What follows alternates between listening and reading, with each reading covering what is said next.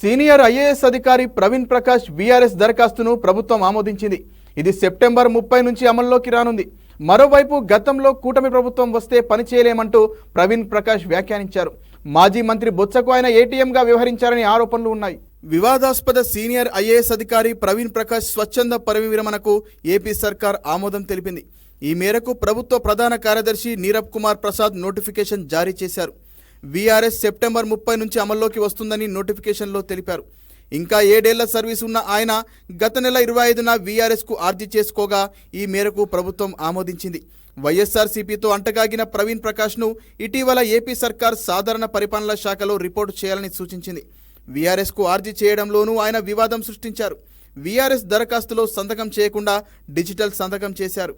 అది చెల్లదని ప్రభుత్వం చెప్పడంతో మరోసారి దరఖాస్తు సమర్పించారు. ఒక సభలో బహిరంగంగా మాజీ ముఖ్యమంత్రి జగన్మోహన్ రెడ్డి కాళ్ల వద్ద కూర్చొని మాట్లాడడంపై అప్పట్లో విమర్శలు వచ్చాయి.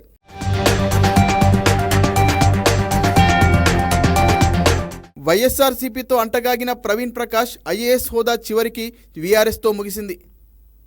ఆ పార్టీకి వీర విధేయుడుగా ఉన్న ఆయన కూటమి ప్రభుత్వం అధికారంలోకి వస్తే పనిచేయలేనంటూ ఎన్నికల ముందు నుంచి సహచరులతో వ్యాఖ్యానిస్తూ వచ్చారు. తనకు మంచి ప్రైవేట్ జాబ్ చూడాలంటూ అప్పట్లో ఐఏఎస్కు వాట్సాప్లో సందేశం పంపడం చర్చనీయాంశంగా మారింది. నంద్యాల జిల్లాలో బడీడు పిల్లలు బడి బయట కనిపిస్తే ఉద్యోగానికి రాజీనామా చేస్తానంటూ ఒకసారి ప్రకటించారు. ఒక దశలో ఉత్తరప్రదేశ్ నుంచి ఎంపీగా పోటీకి ప్రయత్నాలు చేస్తున్నారని, ఉద్యోగానికి రాజీనామా చేస్తారంటూ ప్రచారం సాగింది.